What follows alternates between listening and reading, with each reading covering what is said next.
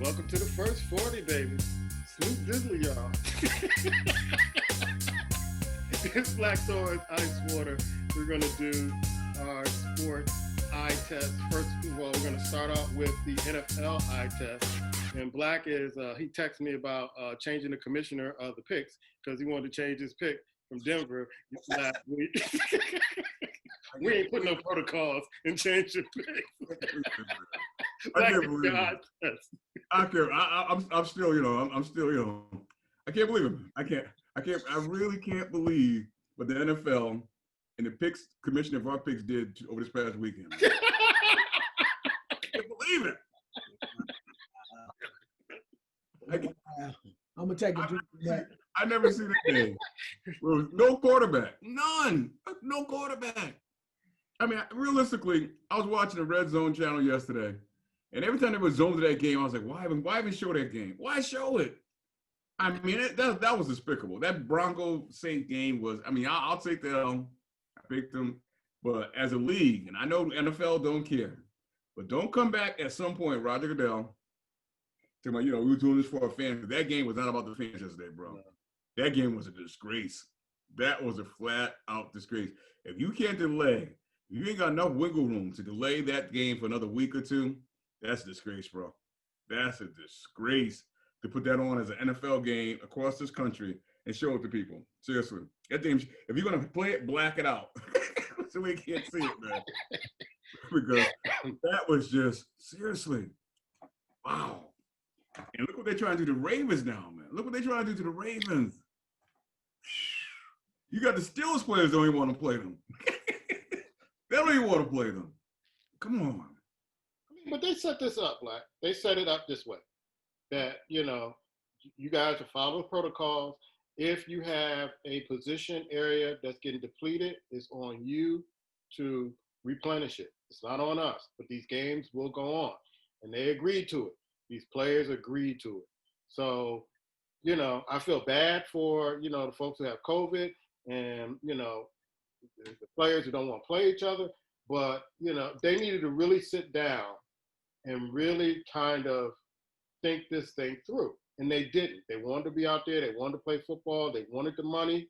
Here you go. Now you're in a big mess. You're in a big mess where you can't really kind of keep pushing games forward because you're trying to end the season at a certain time. And it's all of the logistics. The teams that aren't playing, teams that are waiting for teams to finish playing. It's just a big mess, man. So what do they do now, Black? Well, let me just say this. I'm going to jump ahead a little bit. And not that I'm predicting this. Okay. In that theory, what you're saying all sounds good. But early in the season, you move games back. You delay the game. When Tennessee will have problems, you gave them extra like a week and a half to kind of do what they had to do. Now, let's just say hypothetically, the playoffs come, and you got teams that can't play. Out of the 7 teams in the NFC, you got 3 of those teams that can't play. What are you going to do? You're going to say, well, we got to just move on. We're going to play. I mean, at what point do you get real and say, guess what? They could have took that game, the Broncos game, and play that game 2 weeks from now, bro. Same thing the Steelers game. Those games don't have to be played now. They don't. But you're trying to stick to schedule, move the Super Bowl back. Hell, nobody going to be there anyway. I mean, players are going to be there anyway. Move the Super Bowl back a couple of weeks. Stop trying to put everything on schedule. Slide some things back.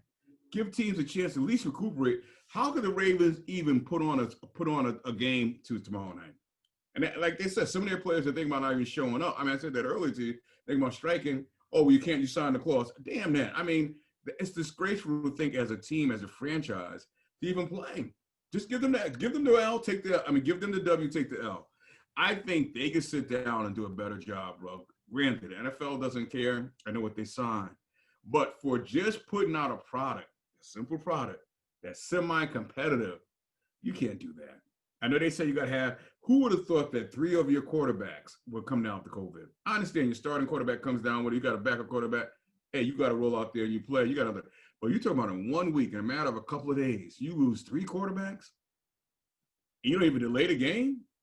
Come on, man. That's just, that to me is like, if you talk about the product, you can't always talk about the product is what we're pushing and the Shield. The Shield took a serious hit yesterday, bro. I mean, nobody's going to think about it after this week because guess what? The Denver Broncos don't care. the Saints got to win, you move on. But I just think that from just as a fan perspective, and if it was a team that we really like, Denver Broncos, are out there. Let's just say it was the Cowboys. If it was the Steelers, it'd been more of an uproar, bro. It'd been much more of an uproar. But guess what? The season ain't over yet.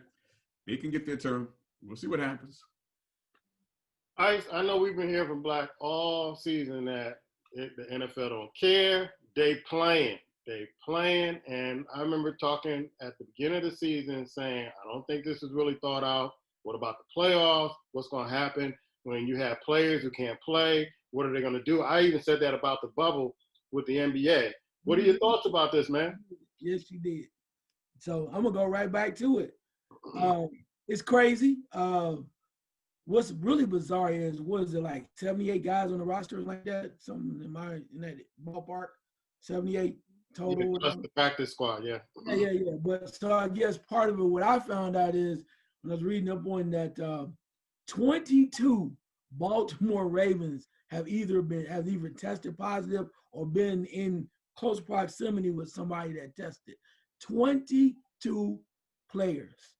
That leaves them with about 53, 54, whatever you do the math, 55 players that are eligible to play. 22. And a few of them are your marquee players. Lamar Jackson, couple of running backs. There's some marquee players on there. So 22 players have tested positive, and some of them within the last 9 days. And they do not care. We said it before. I said they're going to get their money. They're going to find a way to get it done. Now, what they should do, and y'all may not agree with this, you might call it egregious. They call it crazy, and that's fine too. I've been known for that. But if you really want to make sure your money is right, you might think it's too much to do. But as they get to the playoffs, you might want to go to that bubble, bro. You might want to go to that bubble. Yeah. How are they going to do that? What you mean, how are they going to do it? It's like anything else. You got the playoffs, you go to a bubble. And what the NBA do? How many teams in the playoffs? They put 16 in, but, Okay, then if you got two locations, one here, one there, play the bubble. That's what you do over a certain period of time. And that's what they had to do. They want their money. If you want the money, you got to have close proximity. They can't be running out. If this is a business. Now, you might think that's far-fetched. You might think these grown men, you can't do this. You ain't no grown men. Ain't nobody going to do that to me. I feel you on all that too. But we know who we talking about. We talking about the NFL.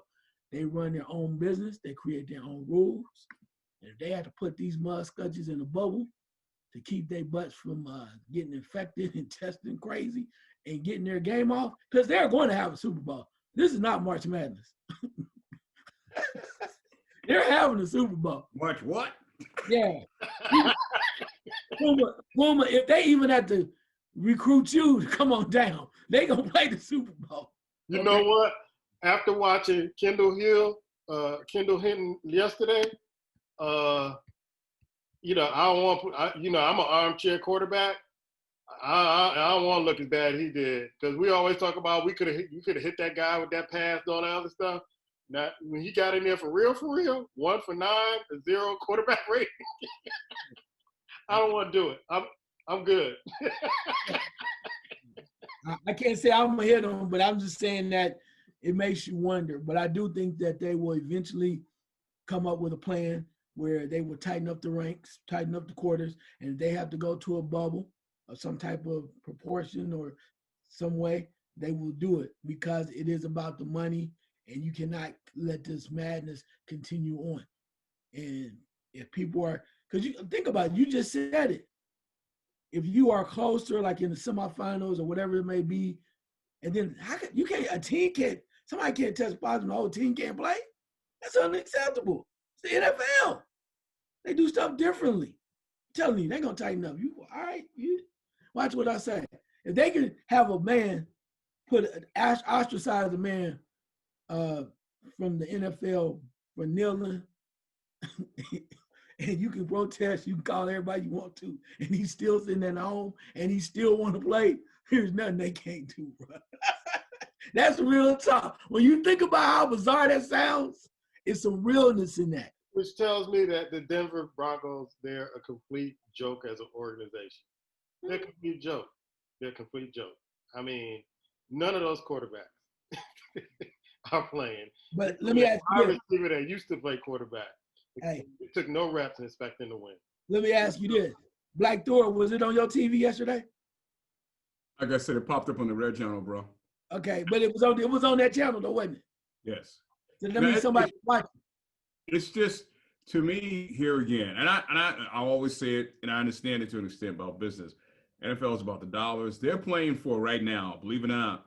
I think I said this on a couple of shows ago, where what ABC wanted to get, they want to get a package. ESPN wants a package. Well, I guess NFL basically told them, no, they ain't happening. They ain't happening. So ABC says, well, give us a couple of Super Bowls. You know how much money they're going to charge for the Super Bowls, bro? You're not even big enough to NFL to get a network game during the week or on Sunday. But guess what? For XYZ, we'll throw you a Super Bowl or two. That's some serious pimping, bro. That's some hardcore pimping. So my point is, this season is all about setting up the TV contracts for years to come.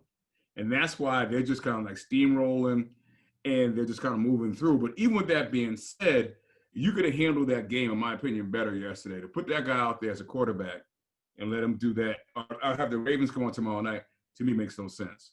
I mean, you're still going to get your TV contract. It's just that they haven't got to the point now where they're so greedy to where they even sacrificing their own product.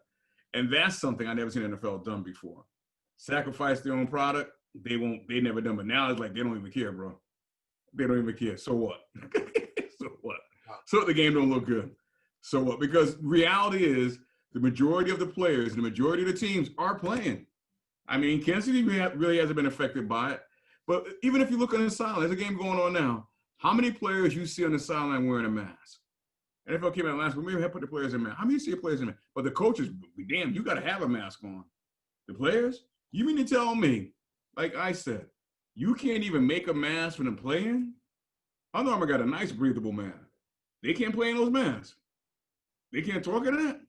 So there's no mandate for them to wear a mask at all. At all. None. None, bro. So, I mean, that to me, that says a lot right there. They don't care about the players. They care less. It's the TV. Follow the TV, you follow the money, bro. That's what we're talking about. Follow the TV, follow the money. All right, let's move past this and go to some of the games that, you know, kind of stood out to you, or players or teams that stood out to you, Black. Hey, man, I'm going to just say this. I don't even want to talk about the good games. I'm just going to talk about the bad coaching and what's just going on. I'm going to start to Vegas, the team that want to play in Vegas. I'm sorry, bro. I'm sorry. John Gruden is trying to give that money back. He need to get some money back because there's no way you can play toe-to-toe with the Chiefs last week and show up in Atlanta and play that bad yesterday, bro. There's no way. There's a coach that got fired over the weekend that was doing the same thing. Detroit Lions. I'm glad they finally came to their senses and realized after Thanksgiving, after that showing, you got to get up out of it. Take the general manager with you. You got to go. You got to go. You got to get out of it. And I'm going to say this, man. I have yet, in current day football, because a lot of, current day football, there's a lot of finesse. We're going to outscore. You're going to do this. We're going to Tennessee Titans. And I regret not taking them this week. I don't know what I was thinking. They came out yesterday and said, we're going to line ours up against yours. We're going to whoop your ass. That's what they did yesterday, bro.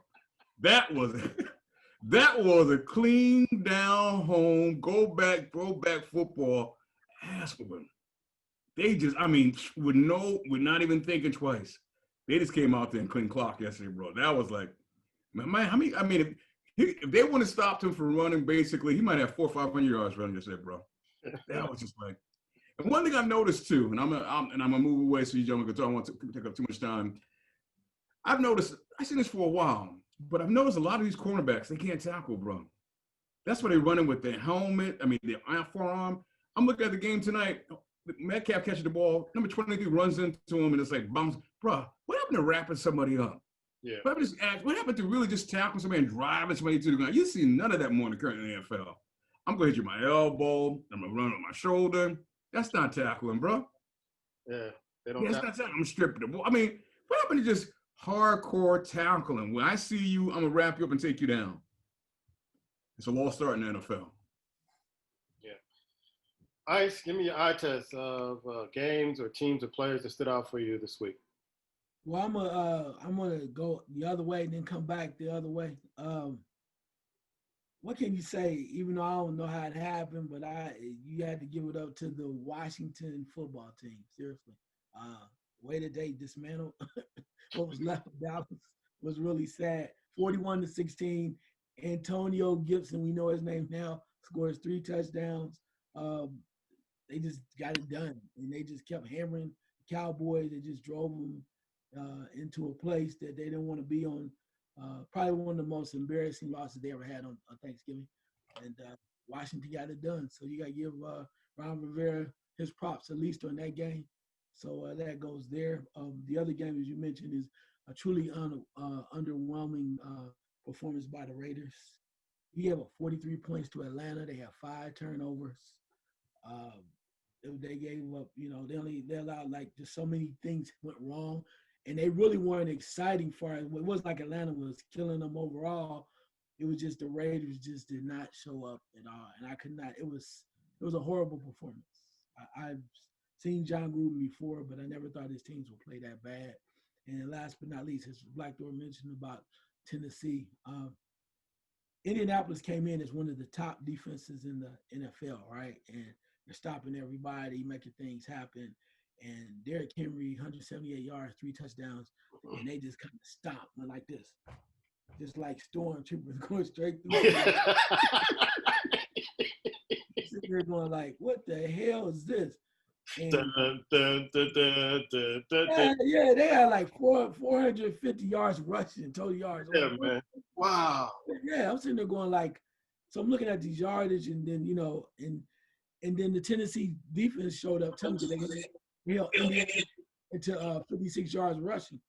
So it was like, we're not stopping. You can't stop us, and we're going to beat you bad. And I had a feeling that was going to happen, but I was nervous because I didn't want to go against Indianapolis at home. But Derrick Henry said, you was wrong this week, pal. We just running right through. They kept running him and kept running him. And it was like they felt sorry for him. They took him out, put somebody else in, they was running. And it just kept on the second, the third string running back. We saw him up for the second, third string running back.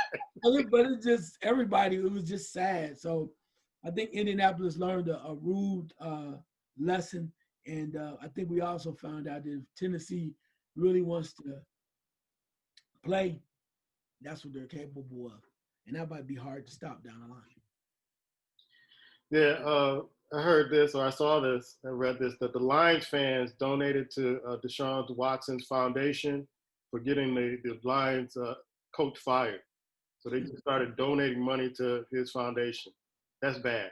That's bad when the people of Detroit want you out so bad that they're donating money to the opposing quarterback's foundation. But it took that beating on Thanksgiving to do that. And I'm just wondering why McCarthy is still there for the Dallas Cowboys after that beating on Thanksgiving. And I was watching the game against Kansas City and Tampa Bay, and I'm trying to figure out why people are still trying to make excuses. Me and my cousin were texting back, excuses for Tom Brady. He's 43. He's done. Father Time, undefeated. He's done. I don't care what offense you put him in. I don't care if you give him the same exact plays he had with the Patriots. He's done. He shows flashes sometimes in games and plays that he's still the old Tom, but it's just not there anymore. He is getting pressured. He is getting hit, and he is folding under the pressure. He is folding under the pressure. I'm hoping that the game is played tomorrow. I'm not sure if the game is going to be played tomorrow with Pittsburgh and the Ravens, because I was looking forward to that. The game that surprised me the most, I thought that the Cardinals would beat the Patriots, but the Patriots came and they were playing really hard. I was on Twitter last night with a few folks, and they're begging the NFL to stop putting the Bears on prime time. That was some sad, sad football right there. And those who kept talking about Trubisky, shout out to Troy Aikman, that this is what the Bears needed and this is what they missed. you got a whole heaping dose of what Trubisky could do. Even taking a break, even watching everything, practicing, whatever he had to do, this is who he is. And it's going to cost the general manager's job. It's going to cost the coach's job. The coach should have never took him on. He should have never agreed to the job that, hey, I'm going to develop this quarterback. He goes, nope, I need my own quarterback. But this is going to cost his job. The players are giving up. He keeps talking about, yeah, we're going to stay together. We're going to be strong together. Dude, your season is over. Your season is over. And that GM, we're finding out, and hopefully the Bears fans will figure out that you have a GM who can't select players, doesn't know anything about selecting players. You have a coach who's supposed to be an offensive guru who can't coach offense, who now is not even calling the plays. You have a defense when one player is out and he can't get double teamed that you can run through the Bears. You have no offense as far as the receivers, running back, and you have no quarterback. That season that you had a double-digit win record is a facade. You had an easy schedule. You got lucky. Your defense was on point. They figured it out. And now, Green Bay looking like a Super Bowl team, which they're not. I don't think they're a Super Bowl team, but you had Green Bay looking like a Super Bowl team in a rivalry game. If you can't get up for a rivalry game, you don't really need to be up in the league. Another game that surprised me was San Francisco, how they played Los Angeles. And I know it's a rivalry game, but San Francisco has nothing left. And for them to kind of be inspired to come and play in that game and win that game after we saw Aaron Donald and all that defense just mauled different teams the last 2 weeks, I don't know what to say. I don't know what to say about the Los Angeles Rams. Got on a Twitter fight a couple of years ago after the Los Angeles Rams lost the Super Bowl, and I told a dude, I guess he's a Rams fan, that in that Super Bowl you got exposed, your coach got exposed, and never say that quarterback is an elite quarterback in this league. And I doubled down on that. I doubled down on it. You got exposed by the Patriots. He is not an elite quarterback, and that coach is in over his head. They made it to the Super Bowl. They lucked up, and they haven't been there since. And he's still trying to run the same crackerjack offense that got them to the Super Bowl. It doesn't work. It doesn't work. Black, you got any more thoughts? Yeah, I want to. You touched on a lot of good points, man. You really did. I want to go back over some if you don't mind. About Tampa Bay, I will say this: Tony Romo makes some very fine points, and he said this about Tom Brady yesterday, and it's true. And this is the problem that the Buccaneers have with Tom Brady. Tom Brady he's for his age, I'm gonna give him credit. He threw some pretty good passes yesterday, but the problem is Tom Brady has never been an air out type of quarterback. Tony Romo said when he was with the Patriots for all those years, there'd be one guy go deep. He had 3 checkdowns. Think about that for a second. Yep. 3 checkdowns. They would just move the ball down the field. Bang, bang, bang. Any quarterback, and we've seen this, and it's not to take away from him, but at the same time, it's not to heighten Tom Brady. We've seen quarterbacks go into that same system and be successful. 2, we saw went in and got jobs after the Patriots and stinking the field up right now. So Tom Brady, at best, you can call him the GOAT, whatever. He's a system quarterback. It's not his age, it's that he's playing in a different system now that he cannot adapt to because he hasn't done that his entire career. He'll throw a long ball every now and then. They air it out like he's crazy. Every time I talk, Aaron's got him bang, bang, all over the place, like it's Madden football. That's not Tom Brady. That's not him. And if they would basically give him back what he had with the Patriots, he might have something. But guess what? He never had receivers like he had now. And they want to basically, they're trying to play like he's 30 and he is 43. And that's their problem.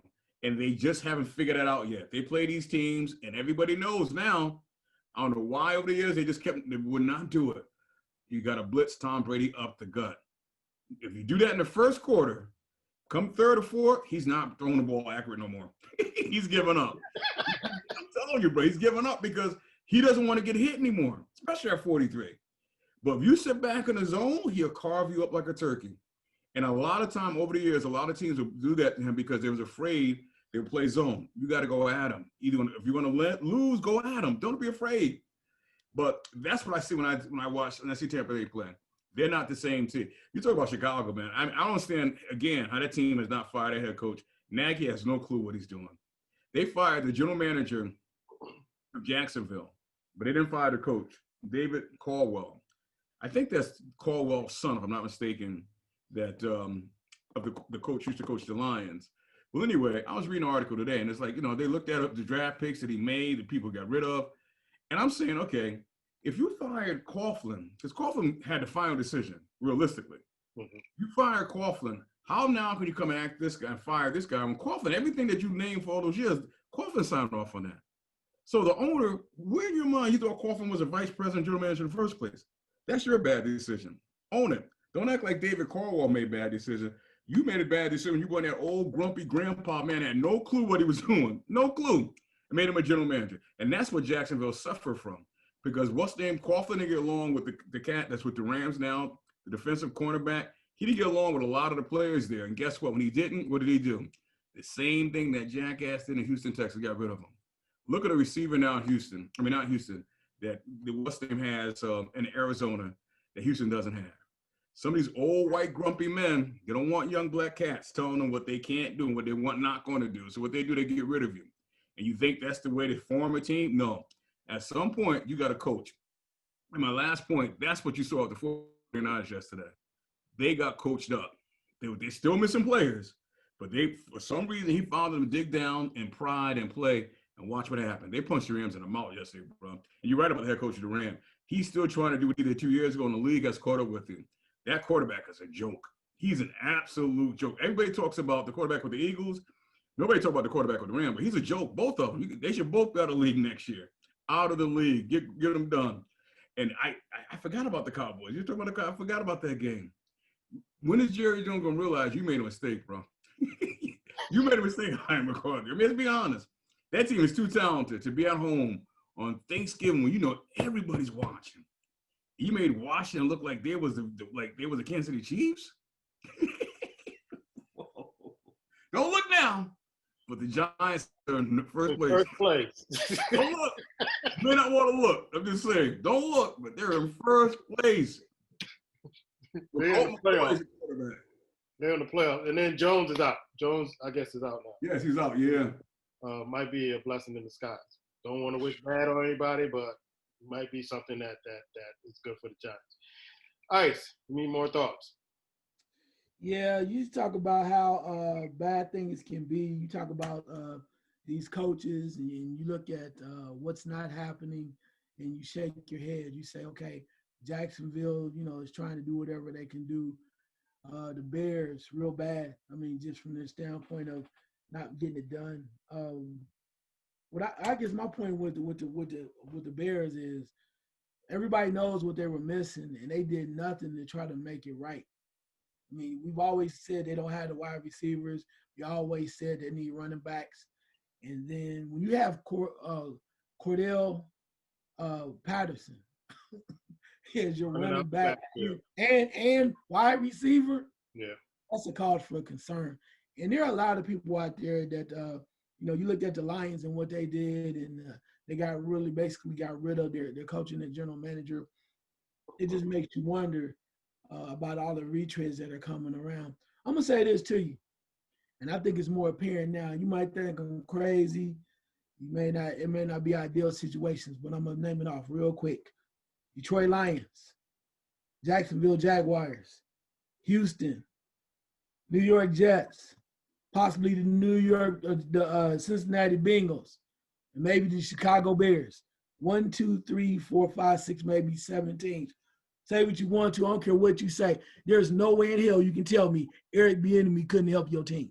Right. That's all I'm going to say to you. There's no way in hell you're going to tell me Eric Bieniemy can't help your teams from an offensive standpoint as a head coach if he has the right staff. And one last group I'm going to throw in there, the LA Chargers. That's 8 teams. You got 8 possible openings. If you can find me somebody else more deserving, more better to take a chance on, because nobody's guaranteed, especially in New York. We know what's going on there. So you can't tell me Eric Bieniemy doesn't deserve a chance. Hell, even if he take your call, you should be happy. Because if I'm him, I'm like, nope, nope, nope. I'm picking my team. And if they don't do it this time, and you keep coming with these retreads, are you kidding? Dude, it can't be that damn bad. There's no way in hell. I take a chance. I don't care. And if whoever he runs with, whatever team is, I'm going to run with him. I'm gonna support the hell out of him because I am watching some bad football being coached right now. Sad for Mr. Lynn out with the Chargers. They were talking about something. They had a fourth down situation where they were trying to run the clock out or something. So they couldn't make a decision whether or not they wanted to punt or run the ball or let the time run out. So they let the time run down and they call it timeout. You got to yank him. Then they put the ball. Yeah, I'm like, what? Why just let it?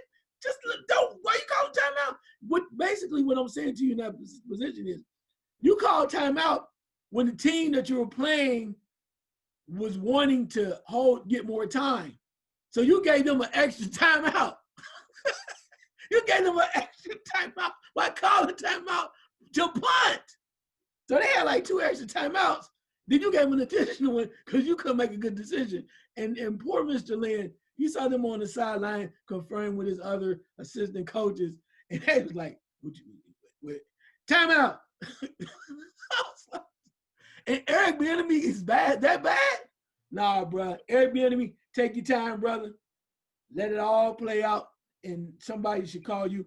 I told you, if I'm you, I'm looking at Houston, and I'm to the point now that even if they probably won't have the money or they won't do it the right way, and their front office is jacked up, but if they could change that around, I'd even be looking at Cincinnati. Could you get Gerald Burrow, a couple other little dudes over there, man, and with somebody knows what the hell they're doing from an offensive standpoint? So, again, Mr. Eric Bieniemy, take your time, bro. If they miss it this time, they stupid because there's no way in hell he can be that bad. And he got ring. He got a ring. Yeah. Can I jump in real quick, Pooh? Go ahead. I gotta double down on that, man. But I'm gonna say this right now. I don't know if it's gonna work, but to me, the only job he should take would be the Houston Texans, bro. Don't go to Chicago. Don't do it. No, please don't. Don't come to Chicago. Don't even think about New York Jets. Realistically, there's no talent. Don't go to a team where there's no offensive talent, bro. Don't go there. I'm serious. I don't care how bad you want to coach. Like I said, let them call you and you decide you want to pick up the phone or not. And the only team right now, other than maybe Jacksonville, that I see you could probably maybe turn around. They have some talent there that you might be able to do something with. They might have some draft picks. Don't even pick up the phone for any other team other than Houston. And I'm going to say this, excuse me. Anthony Lynn, bro, I love you. Never met you. But it's going to sound hardcore to say. But you're doing a disgrace to the other black men that want to be NFL coach in this league, bro. Wow. You are serving up a disgrace. And I'm not saying it's based on what you're doing, but you got an opportunity that many of them would love to have. And you're pissing it away, bro. If you can't do better than that, step down. It's a disgrace, man. It's painful. Seriously. To look at you on the sideline. And you've been around this league way too long to be doing that bad, bro. What are you doing? And if you can't handle it, step down. Because there's many others that are qualified, much more qualified that look like you that should be doing that job. And you're doing a horrible job doing it, bro. Guess what? It's still America. When we get an opportunity, we got to do twice as good what they do, bro. And you damn near proving them what they think. And I don't even care what they think, but just showing what they think is right. That's despicable. We're going to move on to college football. We'll move on to college football. Indiana beat Maryland, recovering off that loss from last week, but they lose their starting quarterback for the season. There were some games out there that I thought that were pretty good watching it on Saturday, especially the Oklahoma State and Texas Tech game, if you like a shootout. But why is Harbaugh still the Michigan coach? Penn State winning their first game of the season. Why is Harbaugh still the head coach of that team up north? You know, he's one of them. They believe that, you know, he represents their school and their university, but it's a joke, bro. He's been there long enough. One thing I thought he might have been a little overstated when he was with Stanford. But one thing that has been clear and apparent to me, kids don't want to play for him, bro. They don't want to play at Michigan. They just don't. He can't recruit. He has named the recruit that's come since he's been there. I'll wait. I'll wait. Ohio State, the coach there at Ohio State, he's been on the, they moved him up after Urban Meyer's left. Look at the kids that are still coming to Ohio. It's like a pipeline. Where's the pipeline for Michigan? Because realistically, we all kind of know this thing. Harbaugh's a nut. He's a nut, man. He was a nut with his NFL. Let's not act like we forgot that. People don't want to be around him. That khaki thing, he hasn't gotten it done. He's looked upon as being a loser. And at some point, Michigan will have to own up to the fact and realize that's what he is, and nobody wants to be there. You got to get him out of there. You got to get him out. Don't wait for him to lose to Ohio State. Get him out before, because you're going to look even worse. When he gets bludgeoned by Ohio State, you're going to look.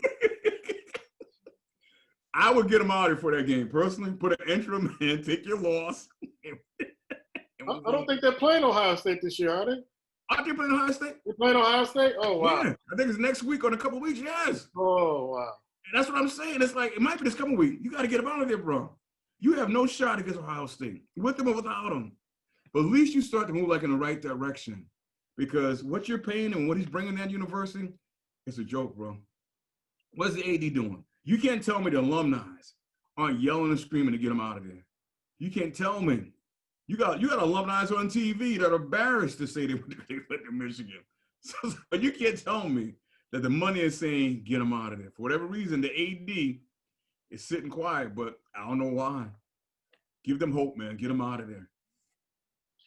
Hey, Ice, Northwestern, I don't know. They took it on the chin with Michigan State. Michigan State is playing, I guess, against Ohio State next week.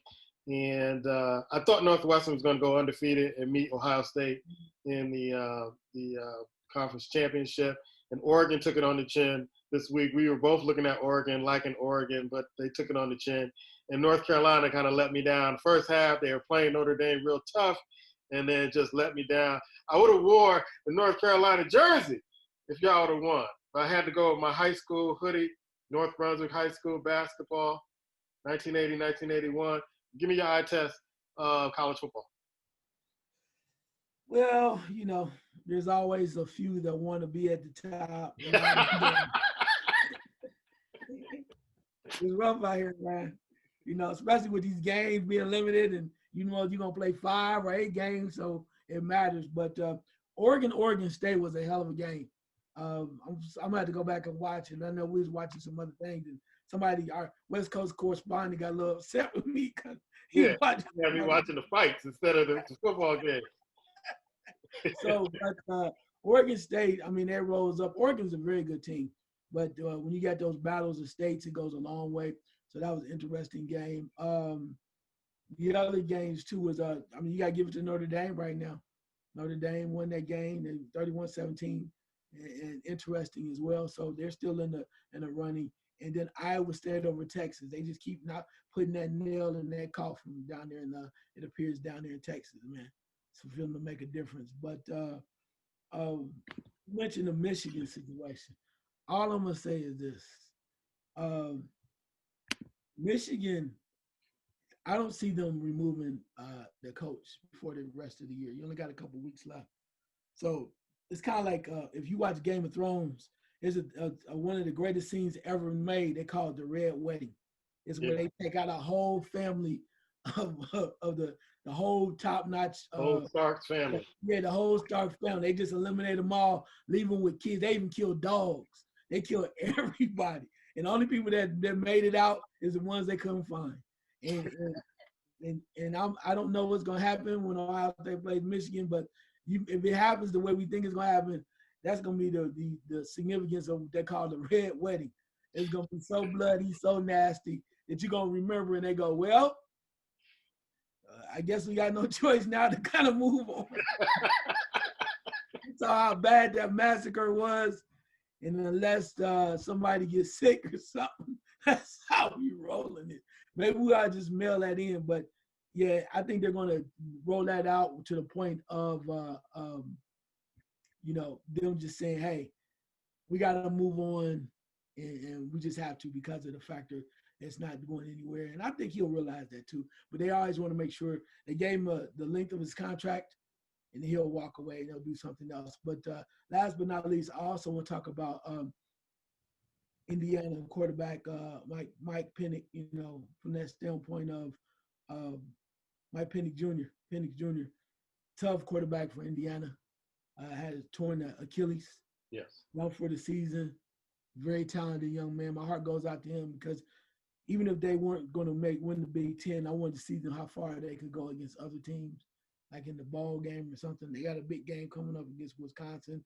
So the question is, what would they look like without him?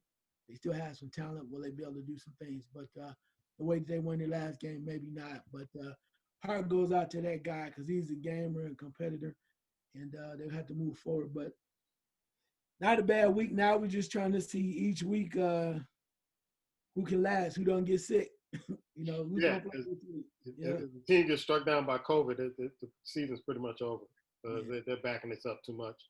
The top four hadn't changed in the AP poll with college football. You have Alabama, Notre Dame, Clemson, and Ohio State.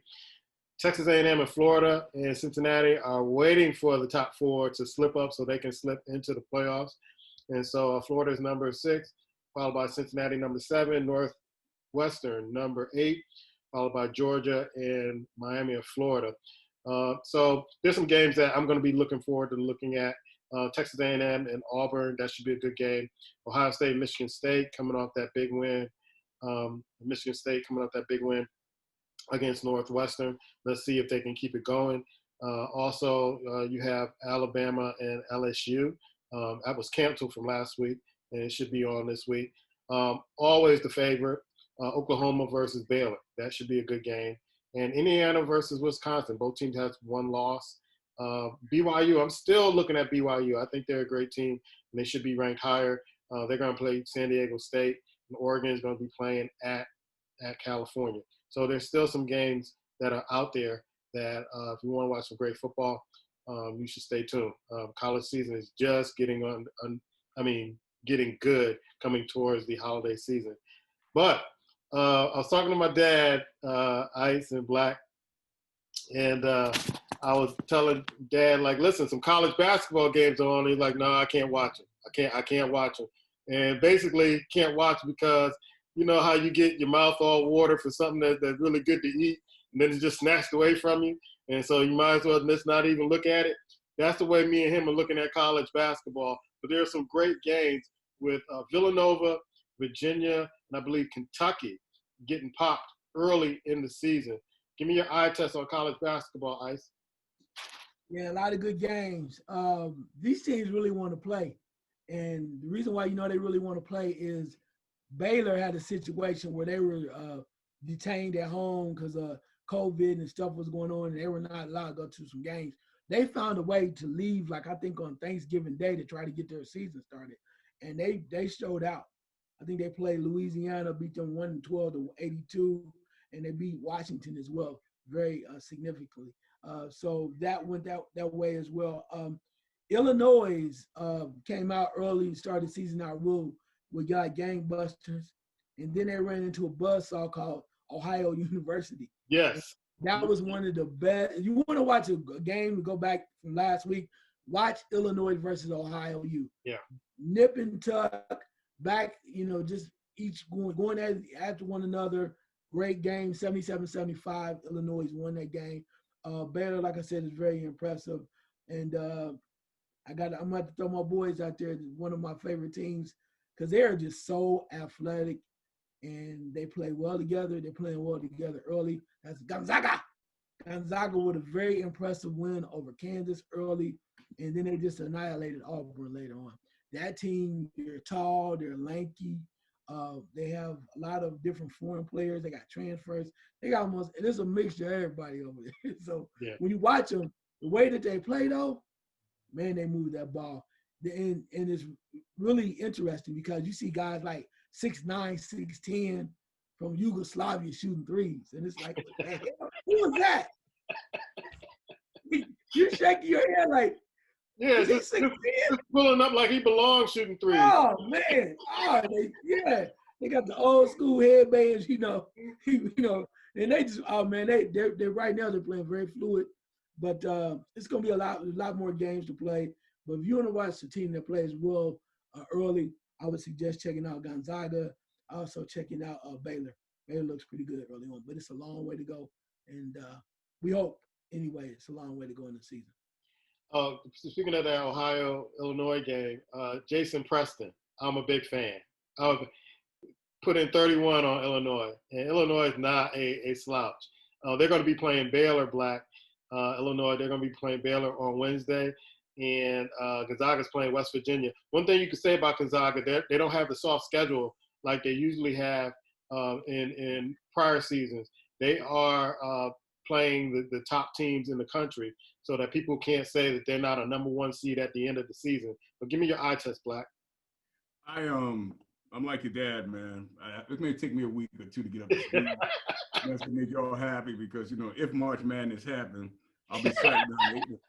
But I just came across something real quick. I want to throw this out if you don't mind. It's kind of like breaking in a sense. And kind of talk what we talked about earlier with the Ravens. NFL have moved that game now to Wednesday to 3:40 p.m. Eastern time. It's going to be an NBC. And you say, why 3:40? Because they got the tree lighting at 8 o'clock on NBC at Rockefeller Center. So they don't want it to feel with that. Now, with that being said, they're going to move. They're supposed to play the Washington football team on Sunday. Speak of the Steelers. They're going to move that game to Monday at 5 p.m. And then they're going to move the Cowboys game. They're supposed to play the following week. Don't play that on Sunday. They're going to play that on Tuesday, December 8th at 8:05, man. They're not playing these games.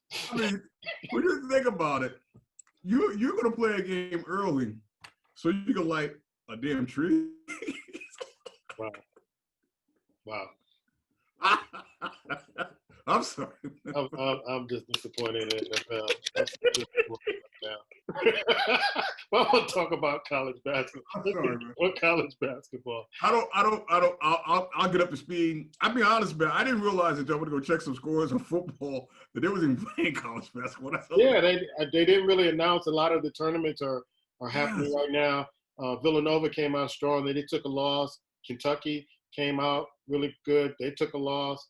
And then Virginia took a loss. And so you had teams like West Kentucky and all these different teams that are supposed to be mid-majors, things of that sort. They're just taking out the top 10 teams. So Gonzaga's ranked number 1, followed by Baylor, Iowa, Wisconsin, Illinois. Duke is ranked number 6, followed by Kansas. And Kansas has a game tomorrow night against Kentucky. That should be a good one. Michigan State, they have a game tomorrow too against Duke. That should be a good one. Followed by Creighton, Houston, West Virginia, Villanova, ranked number 12. You have Tennessee, North Carolina just about to win their game. They're up on UNLV by 30. Followed by Virginia Tech, who I think just beat somebody. They upset somebody, one of the top teams. Also, you have Texas playing tomorrow against Indiana. Indiana won their game today. Texas Tech playing Grambling. Just for giggles, I want to watch that. And you have Richmond, who is ranked over Kentucky. Kentucky's number 20, followed by Oregon, Florida State, Ohio State, Rutgers, and Arizona State. That is 2-1 because they took a loss in their tournament. Any other thoughts, Ice, about some of the college basketball? I'm trying not to get too excited because of the COVID and how they kind of snatched that away from me last year. But I always get excited when I hear Jay Billis says, time to go to work, but I don't know how long we're going to be working this season. Man, you got to believe, man. You got to let Black Thor ruin your party. He's trying to ruin your parade all year. You've been doing that since we were kids. Look. They said, and they like to say in combat, the beatings continue. But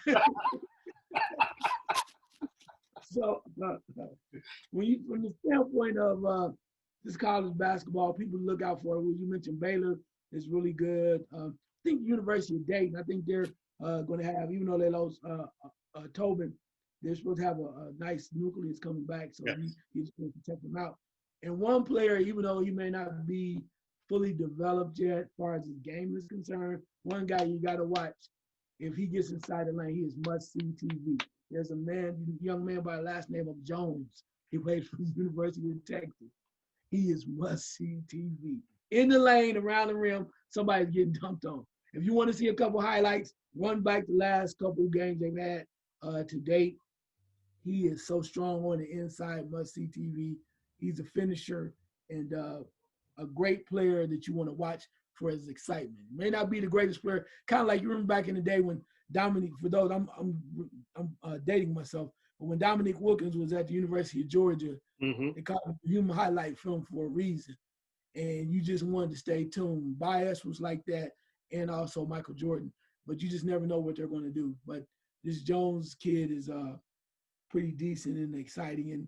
And the big fella for Illinois is nice too.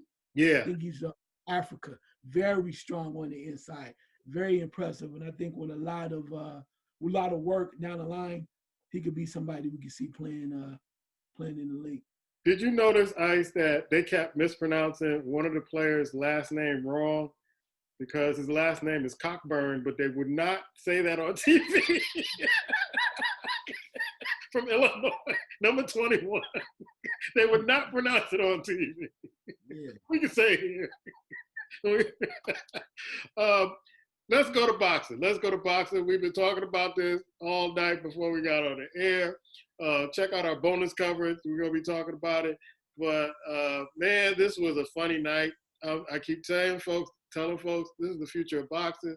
What we saw last night, Saturday night, was a spectacle with the entertainment.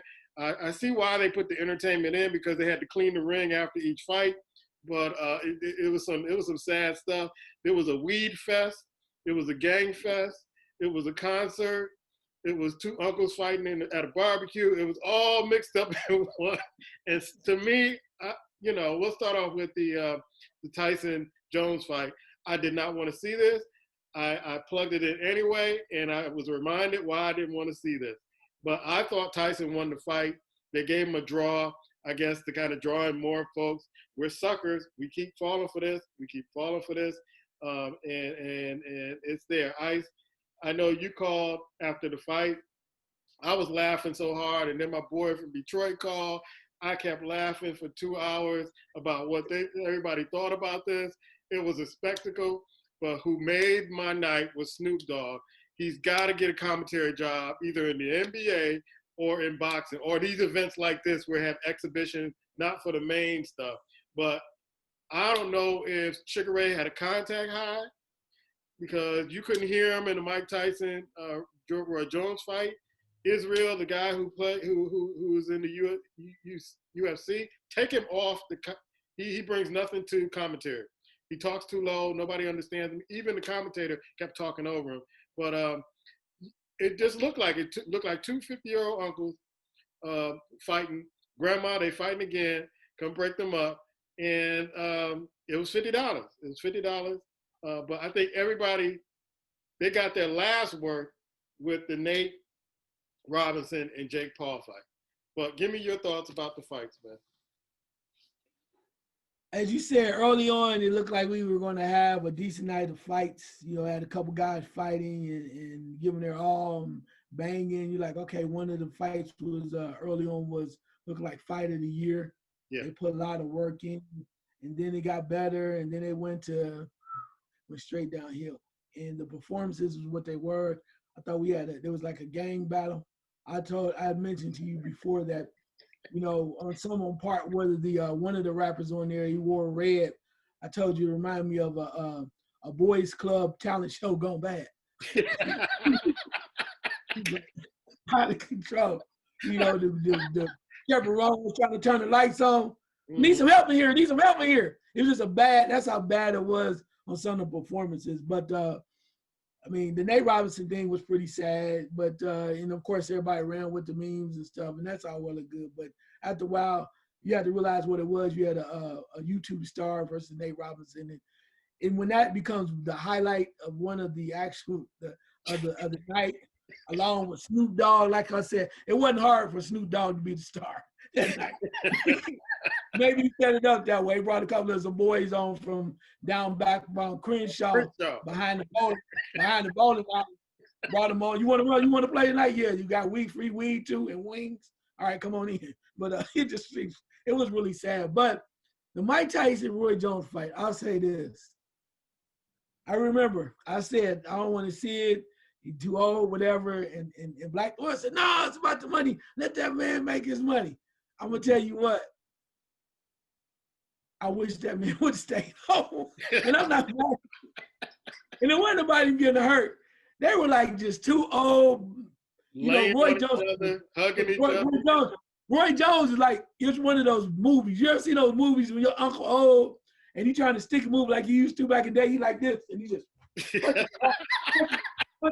run away like this. He not even trying to stick in with it with a He's just like, you back up, boy. You better come away from me. It was almost like watching slapstick comedy. And Roy, every time Mike Tyson tried to get him close and try to hit him with a real shot, Roy just grabbed him. No, not tonight, Mike. Not tonight, Mike. Hell no, not tonight, Mike. And they're like two old uncles. You want some barbecue? Yeah, I want some barbecue. Brothers, bump. Yeah, just bang right there. Say, Melissa, get us some damn wings, girl. Get us some beer. But afterwards, probably the funniest thing was the interviews when Jim Gray, of course, being Jim Gray, the Hall of Fame Jim Gray, went to Roy Jones and says, weren't you afraid that you were going to get hurt? Or Mike Tyson being this great, tough legend and whatnot. And Mike Tyson literally broke into the conversation and says, what about me? They said, y'all talking about him? Then nobody give a damn about me. He said, he just fought 2 years ago. I ain't fought in 16 years. He said, hell, what about my ass? Classic. And I was like, thank you, Mike. Because he clearly, Jim Gray tried to play him like he was an imbecile, right? Like he didn't know what the hell was going on. Mike Tyson said, hell no. Nah. What about me? Well, he says, well, you know, everybody wants to take down the champion. Everybody wants to take down the tough guy. He said, tough guy, I'm an amateur. Mike Tyson, he's changed. And he's also very cognizant of what the hell was happening. So he got his money.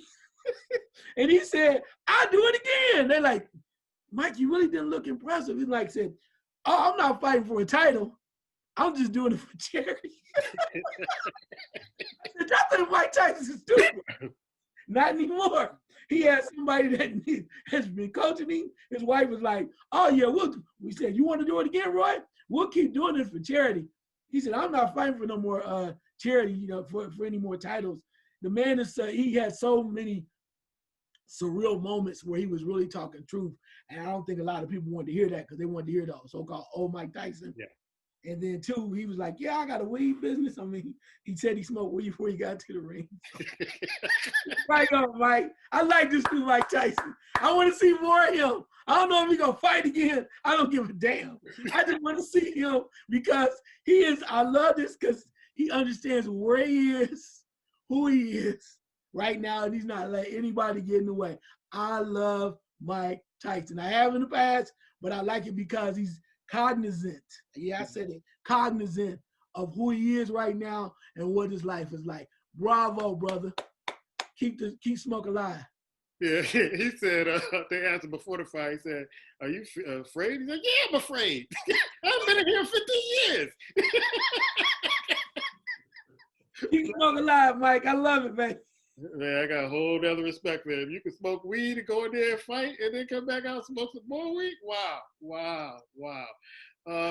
Black, I know I sent you the fight. I don't know if you saw any of the fight or the highlights.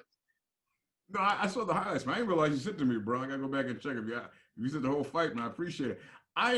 One thing, man, I don't know why Jim Gray's in the Hall of Fame because he has the most dumbest questions I've ever heard anybody ask at the first time. I don't get it. He has that access. I'll give him credit for that. But as far as showing what he could ask and questions that are meaningful, I'll never give him credit for that. But at the end of the day, man, I was listening to you two gentlemen talk about it, and based on what I've seen, for $50, bro, you got entertained.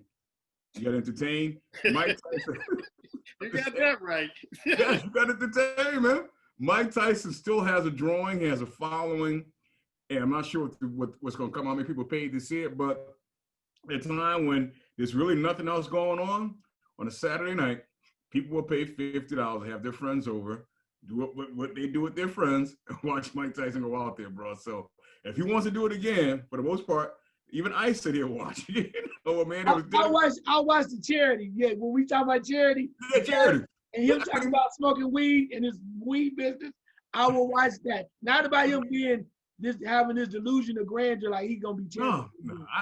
I never assumed that it was going to be something of any magnitude of any serious boxing, because it really can't be for the most part. But this gives Mike Tyson something to do, bro. It gives Mike Tyson more of a platform to be out there, to be more relevant. And no one got hurt, which is good. So, if they went out there and played, Alfalfa and Spanky in the ring for a couple of rounds, who could be mad at that, bro? I wouldn't pay for it, but I understand it. And that's what I was saying all from the beginning. I understand it, because somebody comes here and offer you money to do what they did on Saturday night. Hey, why not, bro? Why not? I mean, 10 years from now, they walk up to us and say, hey, you guys get back together and do Goon Squad. What are we going to say? Nah, I ain't doing it.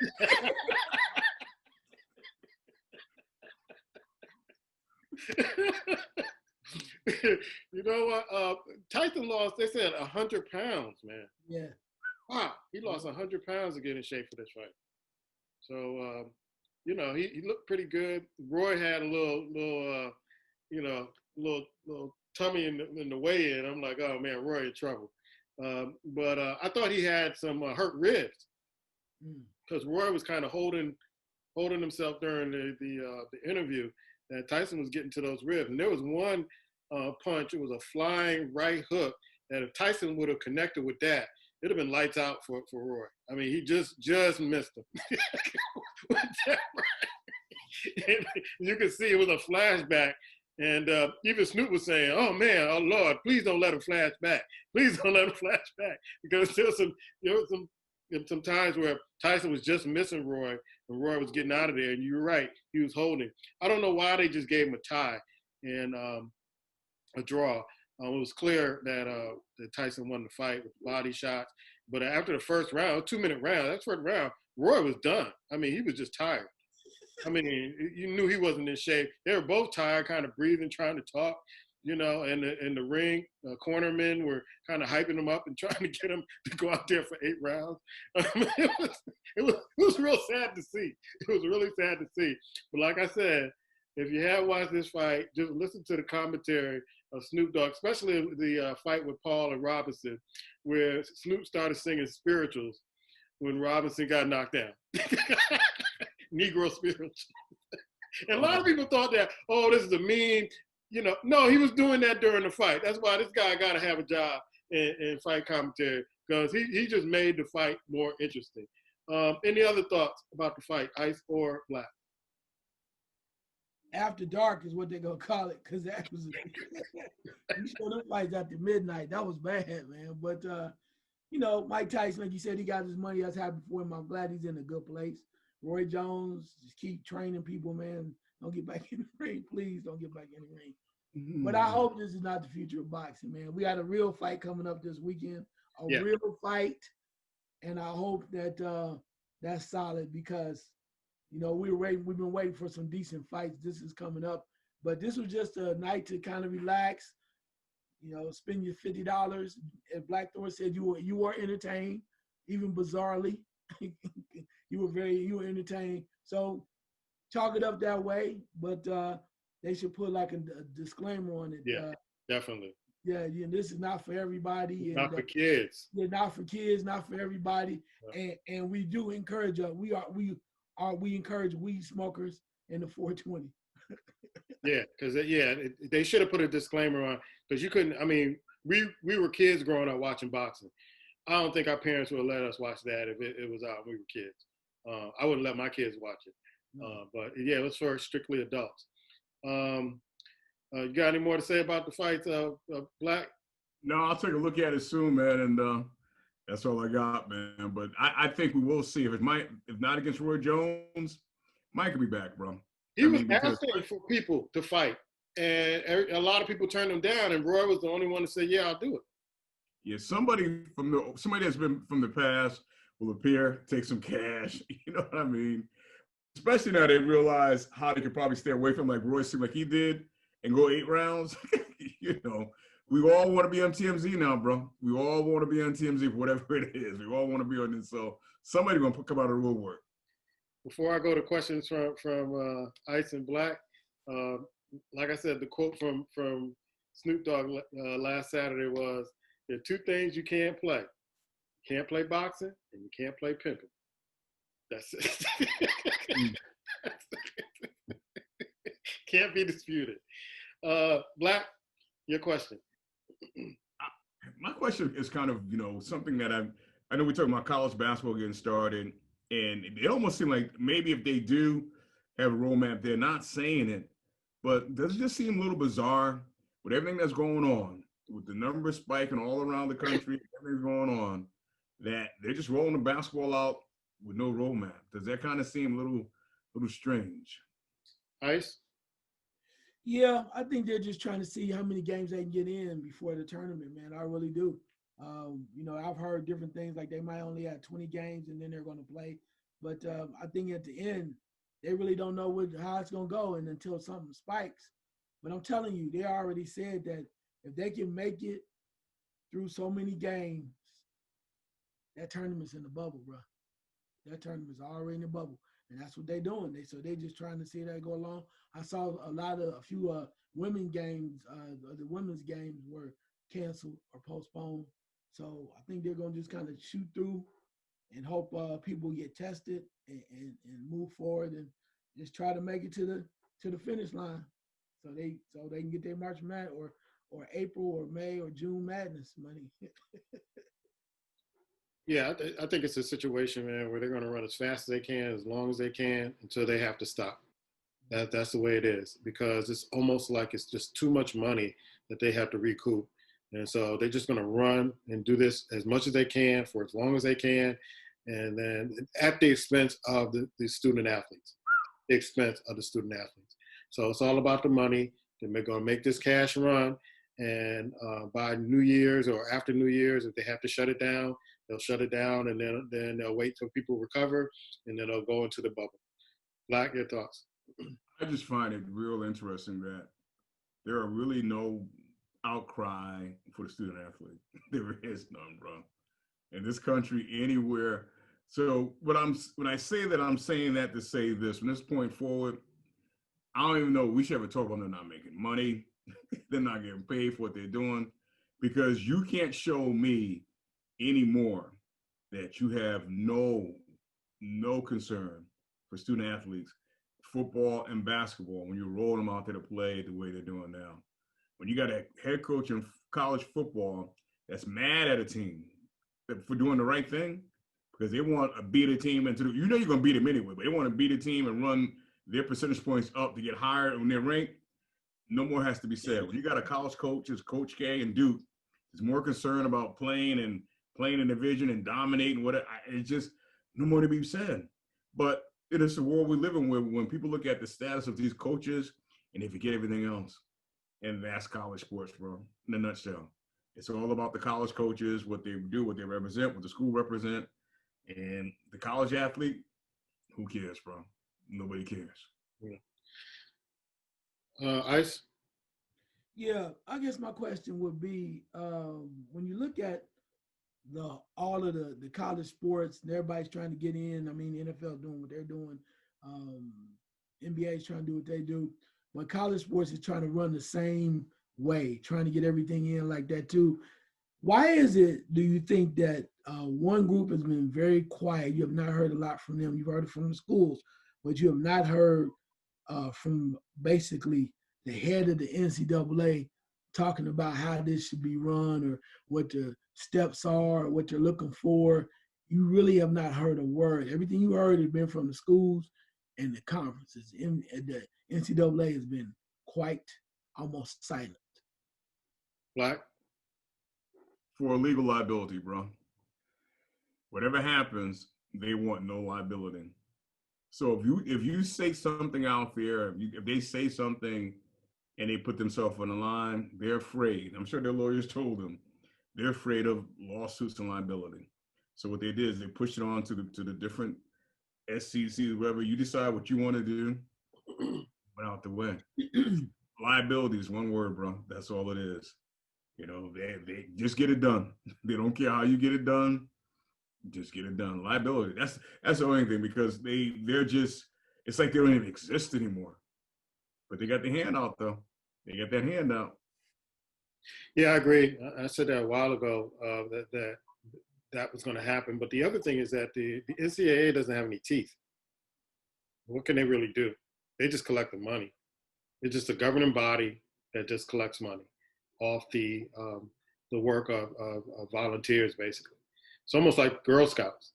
The Girl Scouts, their organization, they're a multi-million-dollar organization, and they don't have any workers. The Girl Scouts volunteer to sell the cookies. They make the product, Girl Scouts sell the cookies, and you have folks who's sitting up at the top, and the organization makes a lot of money off it. And nobody says anything about it. And all these girls get is patches and maybe trips in a gift. So it's the same way with the NCAA. They have no teeth, but they make a lot of money. They put themselves in a position to make a lot of money. And that's what they're doing. And it's a travesty. You know, I often said sometimes if we didn't have this show, I probably wouldn't be watching a lot of sports that we were watching, because of how I feel. I'm conflicted with the organizations that run these sports. Your thoughts, Tyson? Yeah, I think they're just getting ready for the end, as they get ready for whatever the madness is going to be. March Madness is coming up, or April Madness, whatever it may be. You'll see them out front and center because it's a big deal, and they'll be on TV. I think the same thing will be said. You'll see more of the president, if they ever make it all the way through the college playoffs, even though they really don't run it anymore. But you'll have that together. But just to know that they're just kind of letting it shows you how much power the conferences really have, but they really don't push forward on it. Again, when they came out and said whatever they said about we're not going to let this happen, and then conferences said enough parents pushed and pushed a commissioner of the Big Ten to go, we might take a different look at this because we want to play. And we know that's against everything that's supposed to be the protocol as far as safety is concerned. But when the parents push back, again, Black Thor hit it on the head with the word liability. Mm-hmm. You can say what you want to, and you say, oh, we care about the kids, but you never cared about the kids. You never did before. Now all of a sudden you care because of liability. And the parents like, since it don't really matter anyway, I want my son to play. And you might think that's stupid or crazy of me, but they're like, I'm gonna let my son play because you never cared in the first place. So I'm gonna make the decision. We're gonna take a chance. It's gonna be my doing this time, not yours. Yeah. Black, you got another question? Yeah, my question will go right with, it may not even be sports, but maybe it is, man. I'm parenting. What do we think of sports parents, bro? Because even here in the state of Connecticut, the governor canceled hockey for youth hockey. And these kids aren't, they're not making money. I mean, youth hockey, whatever. And these parents are behind where the kids should play. I'm like, what happens? What do we think of these sports parents, bro? Because they're the driving force to me on all this when it comes down to college sports right now. Now, you said NCAA, that's why they kind of move out the way, because they know the right thing to do, shut it down. But when you have parents doing their jobs, why should they? So what's going on with these sports parents, bro? Ice? I say this, and I'm conflicted on it because I think the kids deserve I think sports is a great way for kids to learn about themselves and learn about people, and it's a great place where you can have fun. But when things have changed where the parents are looking towards their kids being great based on status in sports, and they've looked at it from a different perspective of, my great kids needs to be the next great Gretzky or the next Jordan or whatever it may be, whatever. Everybody has to be great. And I think they're so blind. Some of them are so blinded by that light that they want their kids to be great, that they put a lot of money invest into training. These sessions all during the week, expertise training and all this other stuff, specialized training. And they get so caught up in it, they're willing to put all this money in for their kid to so-called be great. And some of them never reach that plateau. But with all that being said, I remember just like when it was warm a few weeks ago, I'm at the park getting a workout in, and then this is right after they opened up the pandemic a little bit for people. I just saw droves of parents with their kids, some of them masked, some not, like hundreds of people coming through, going to an empty lot to play flag football. And they're so desperate to get out the house and their kid can work on their craft. They just came in droves. And I tried to stay to the side because I didn't want them in contact with anybody. But they just came in droves like animals, just herds of animals coming through, and all because they had to be on the field. Yeah, I guess it's this fantasy that their kid is the next greatest thing, and it's really kind of sad that the medical experts have really given you the guidelines of how to keep safe and how to stay away from this thing, but you're running to it, and it must be frustrating for the professionals that you're giving the best advice you can based on what you know already, and people are just running into it willingly, and then you have to you take an oath to have to take care of them when they get sick, even though you told them that this is going to make you sick, or this can cost your life. So it's really sad that you wonder if the parents even care about the kids at this particular point. I wonder that. And then you have some parents who say, hey, this is your decision. Whatever you want to do, that's your decision. And so I don't even like participation awards. I think that messes up kids too. That you just participate and you get an award. I think that messes up a lot of kids, especially they feel entitled and they should have certain things. So I think that goes into it too, that I should have this, I should be able to do this, I should be able to do what I want, and I'm going to get acknowledged and recognized anyway. So it's the patients running the asylum is what they say. The kids want to do it, they're gung-ho and doing it, and the parents just following right behind them, just seeing the other side of it. What can I gain if they get this particular stuff or get to this particular level? Black? To me, it reminds me of, as a youth, we all had dreams of kind of playing professional sports at one time or another. And it wasn't my parents that doused that. They never promoted it or did anything, but it was just kind of like a personal thing. But it seems like now the parents have the dreams for the kids. Mm-hmm. The kids don't have it. The parents have it. And they're doing everything to manufacture. And to me, it's for the reason of just greed, bro. It's not that they believe their kid is better, but they look at the money that's being made and they want some of it. I'll never forget that there's a lady that I used to work with. We worked at the same place, but not in the same department. And her son was playing for a university, defensive lineman. And to me, this one has always been straight-laced, everything good, wholesome. I mean, I wouldn't expect this to come out of her mouth. She said, I told my son, if anyone offers you some money that we can have, you take every bit of it. Mm. And I'm looking back like, huh? So that said a lot to me. And it's like they hear all the stories of these kids getting all this money, they're making this. And now the parents, it's not necessarily the school, it's not necessarily the NCAA, it's these parents that want their kids, they're kind of pimping their kids realistically to be out there. And it's starting young. It's not when they get to high school, it's starting young. But they have this fascination and their dream that their kid can do this and they can get that money. It almost reminds me of that in the hood back in the day. Either you as a rap star or you're something else. But what is being said now just about going to school and getting an education? Where's that now? I mean, that's like so low on the totem pole, it's ridiculous. How about, okay, if you do have that talent, you still go to school, just get a good education. But it's not even that anymore. Yeah, that's true. That's true. We were always told, you got to have something to fall back on. Yeah. I don't think these kids, you really hear that. Ice, you got another question? Yeah. As I was thinking about this, I don't know how you're going to take it, but I'm going to put it out there. We are actually going to have our first female vice president, right? Particularly a woman of color. But for the longest time, we've heard that about there should be a woman who should be a head coach of an NBA basketball team. And I know that name Becky Hammond come up as one of both of your favorites.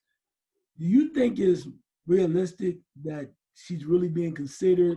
And you think, how far do you think, if it's all possible, that they're going to literally go out and hire a woman to run an NBA basketball team? Black. I do think Becky Hammond is going to have a job. I think it's going to be in San Antonio. The problem is Popovich don't know what to do with himself. And I like Pop. But Pop, all your horses are gone, bro. They're not there anymore. He lost his wife, and I feel sorry for him, but Pop doesn't know what to do with himself. He's dedicated himself to basketball for so long. I work with cats, man, that's way beyond retirement age. They don't know what to do with themselves. They've been walking the same places for years, and they don't know how to move on with their life. And Pop now cannot move on. And out of respect to him, San Antonio is not going to move him on. But they brought her in for a reason, to be seasoned, to get her prepared, to be under him to take over. And I really do believe that's going to happen in San Antonio. But it's not going to happen until Pop either steps out the way or by some reason health-wise, he steps out of the way. But there's no need, realistically, there's no need for that man still to be coaching. And I love him. I respect him as one of the best NBA coaches of all times. But out of his selfishness, he's blocking the way for her not to be a head coach. And I think once Becky Hammond, once she becomes one and has some success, you will see her pop up in other places because they have the mind, bro. They do have the mind. If you can get the players to respect what they say, they have the mind. They have the agility. They have everything that's necessary. Forget the gender. They are. Because some of these male head coaches we see that pop up, they can out-coach them twice a day, bro. Twice a day. But I just think in that, I just spoke with that particular case because she's the closest. Because I think that Washington wanted to talk to her. I don't know if San Antonio even allowed them to talk to her in the offseason. They wanted to talk to her. And I'm not sure they even allowed teams to really talk to her because they want to hang on to her. But due to Popovich, and I'm just going to be honest, him being selfish and not moving on, there lies the reason why she's not that coach of San Antonio Spurs.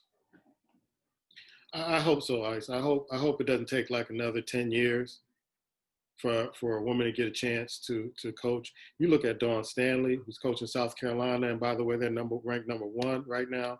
You look at some of the past coaches that coached in women's college basketball. You're looking at Becky Hammond. It shouldn't take another 2, 3, 5, 10 years to put a woman at the NBA level. But I think the attitudes towards women, especially in the NBA, and some of these owners are going to prevent that from happening anytime soon. I'm hoping that it happens very soon because I think she's paid her dues to become a NBA coach. But I think the attitudes of some of these owners, you would think that an owner like Jenny Buss would consider someone like that and being an owner who was a female to do that. But it shouldn't take nudging and kind of waiting more years for her to get her shot. She's earned her shot. I do agree with what Black is saying also. I do love Popovich also. But I think if San Antonio waits too long, she's going to go somewhere else. And it's going to be their loss. It's going to be their loss. Your thoughts, Ice? Yeah, I'm with you on that. I'm not sure. I'm not sure. I mean, it would be noble. It'd be great for her to get an opportunity. And maybe it will take a special place like San Antonio who would be open to it. But I do agree with you from the standpoint of I think you still have old school owners that are not really feeling the standpoint of a woman leading their team, how they would connect with men, and the point whether or not they would be respected by men. Right. And maybe she hits all those marks and she has all that. But the other part that is going to be very difficult is the factor that she's going to have to win. There's going to be more pressure on her to win more than anything in the world. I'm not sure if she gets that fair shot unless it's San Antonio where they were willing to wait and let her see if she can work her own style and kind of get her feet wet. I think it's going to be so much pressure that whoever it is, if it is her, they're going to have to win. And I think that's going to be the mark that men, fair or not, is going to be the one thing that they're going to point to. They're like, well, see, they're not even listening to her or something to that effect. And I think that's going to be a lot of pressure, but not saying it can't happen, but we'll see. They're going to have to prove me wrong. And I just know how that good old boy network goes, man. Good old boy network goes. And it's been around a long time. Yeah. I want to say rest in peace to Diego Maradona, who one of the greatest soccer players that ever lived. passed away at 60. I'm hearing that there's some his doctor is being sued for his death. So we'll keep up on that story.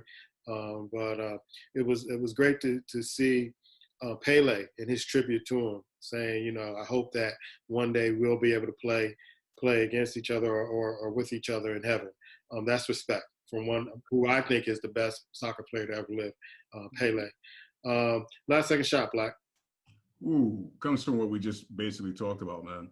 The NBA has no problem promoting gayness. They really don't. How about promote a woman coach, bro? Let's be honest, man. They got behind gay players being assistant coaches, and they're coming out. It's historic. Kiss my ass. You got a woman that's not based on her sexuality that can coach. How about we spend some time in the NBA front office and talk to these old school knucklehead coaches and let them know what time it is. All right, Ice, last second shot.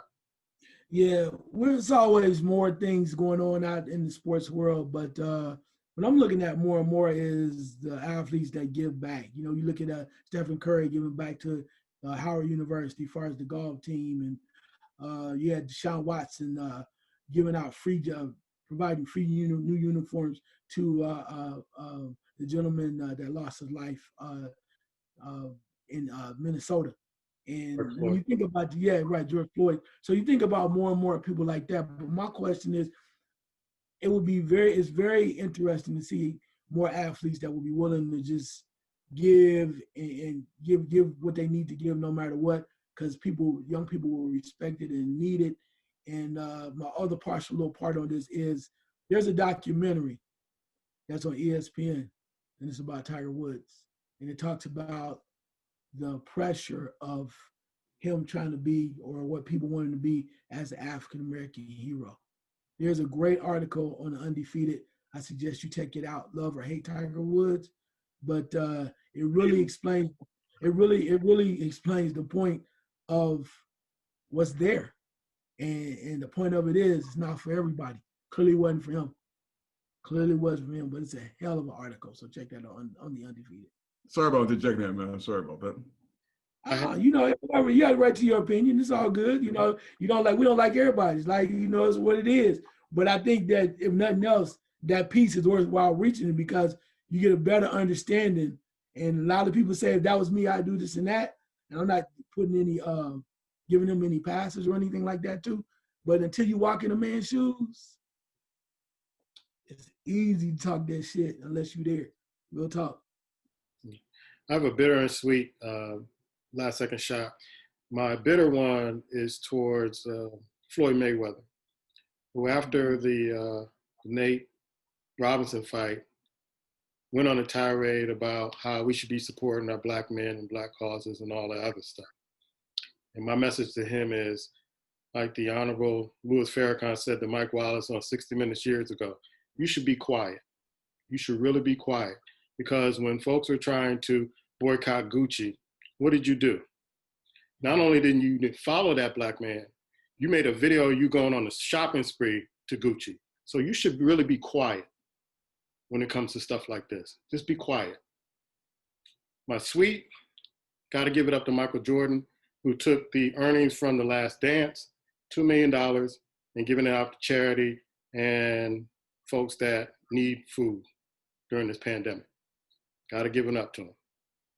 We said some stuff about him. We don't like him sometimes, but got to give him up. He stepped up and did it. So got to give him that.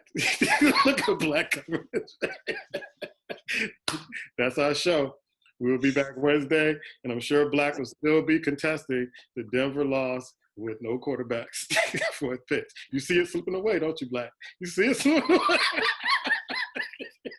I got a new thing now, that Michael Jordan thing, man. That's my new thing, bro. Hey, Puma, you see these L's and it's not field goal posts. That's how bad you want to beat me this shit. I get it, bro. I get it. I totally get it, man. I'm like, you look over me. You're like, step over you. And I'm going to get the ice. I get it, bro. It is what it is.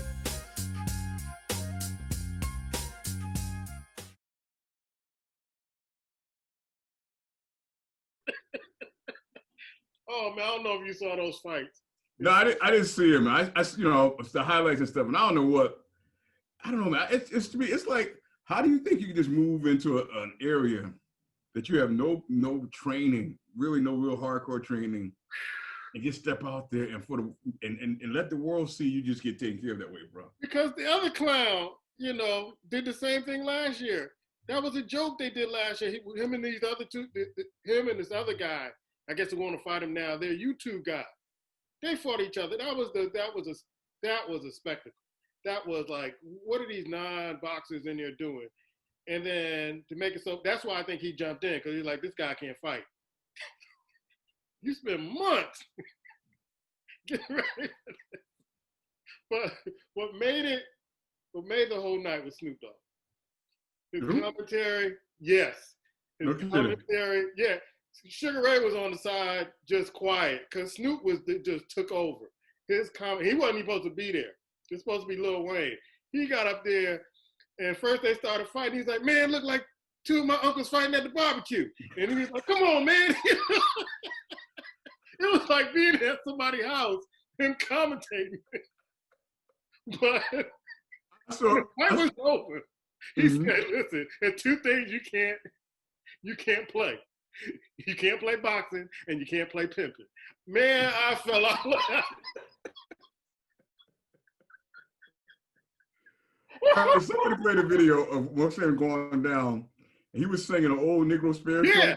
Yeah. People think that was like that they piped that in later. Nah, he was doing that during the fight. He was doing that. I'm telling you, that's the future boxing right there. Snoop gonna be in those boxing. Hey man, it's all in the baby. That's the future boxing. That's the future boxing. And Ice already said, hey man, I ain't watching boxing no more. No, I gotta hear this come out of Ice's mouth myself. I'm gonna be quiet because I want to hear this. Man, I want to hear this. This has been every time when Ice talk. I want to hear him talk now. Yeah, I said, nah. Hey, tell him, Ice, what you told me Saturday night. Said, you ain't watching boxing. I mean, it was all, before that, the performances and stuff that were awful. But I thought Snoop just took over the show. He took over the show. Man, Snoop gonna be at them. He's gonna get a commentating job somewhere if they smart, because he made it the fights weren't that exciting, but he made it enjoyable to watch, because it's like your boy sitting there, he high, and he just talking about the fight, man, and y'all cracking up. But I'm gonna let Ice talk about, this man. You ain't frozen. I know you ain't frozen. I'm under strict orders to not say nothing too much. Since I have oral surgery, you know what I'm saying? Oh, bro, I'm sorry, bro. I'll speak for you, Ice. I've been saying this all along. Watch that turn. Hell with that. You crazy. I tell you, Rav, you kidding me? You kidding me? Wow. Let me just say this. I don't know. I came late. I'm sorry. But after watching that, if that's the future of boxing, I'm done. Yeah. I'm done. And I better be careful about my jaw, because I did have surgery. But I'm done. Y'all not going to rile me up too much tonight. But no disrespect to Snoop. I know everybody's applauding him, and Puma feeling good about it. He probably caught a contact between because that's how much weed was going on the set. Yeah, they were smoking weed all night. Because I'm sitting there going like, but no disrespect, but if a performance is so bad, right, it ain't hard to be great, right? Snoop was the best thing going. Maybe he set it up that way. Yeah. His performance, he was everything. Black Thor, did you see it at all? No, I saw like a little bit of like a minute clip. Okay, you missed it. And they probably put it together where they both just throwing their punches. Okay, but I'm talking about the performances. No, I didn't see it. I can't. They had somebody rapping, bro, and I don't want to get out too far. Somebody was rapping, and he's supposed to be I guess representing one of the gangs with the red. I ain't gonna say the name, but he's smoking and just getting toe up like Snoop does, and he's performing. Then he goes and takes another toke, right, and almost blows his damn lungs out. And I thought he was gonna have cardiac arrest right there on the damn stage. And I said, "Hey, you a smoker?" Are you a smoker? You ain't no real toker, because real tokers go, oh, you know. And then the rap, it was. So my point of it is, it was not hard to be the best. Okay, with all that, and I seen some stuff. You had Mario Lopez from Saved by the Bell, or whatever hell he was on. Yeah, got a lot of work done. He looked like Wayne Newton, man, in Las Vegas, bro. And look, and he was like, I can smell that way over here. So I think he was high. Everybody was high. It had to be produced by somebody, a weed company. Had to be. Because I'm sitting there going like, they cussing, they doing this, and the performances are not great. Some people were loving it. I mean, the Nate Robinson thing, yeah, it happened, but man, the boxing, ooh. So I don't know how far y'all went with it. I'm gonna hold my judgment, and I guess are we gonna talk later about the Tyson thing, or what? Yeah, man, we're gonna talk. All right, cause yeah, I got something for you, brother Black Thor, that wanted to see that match. You watch it. Let's go. Oh, the raccoons. I'm just gonna say this. I'm just gonna say this. I said it from the beginning. Money, bro. Whatever you saw that night from me, Robinson, and everything else was driven by money. I think Mike Tyson was scheduled to get 10 mil. I think he ended up getting, I don't know if he got 1 or whatever, but he's scheduled to get 10 mil. That's what they're saying. But it's all driven by money. Because at the end of the day, we just want to be entertained. We want to be entertained. So, to me, boxing, even a couple of weeks ago, we watched a fight with Crawford, I believe it was. Mm-hmm. In the undercard, they robbed that gentleman from Australia, bro. Robbed him. They said there were several pokes in that. Where? ESPN went back and they traveled that tape back and forth. There was no pokes in the eye, but that's wrestling. Wrestling does more Houdini than anybody else. They tell you what you see. It's not what you sit there and watch. They wait for the fight is over and they tell you exactly what they want you to believe and see. And you just either you believe it or you don't. And that's been boxing for years, bro.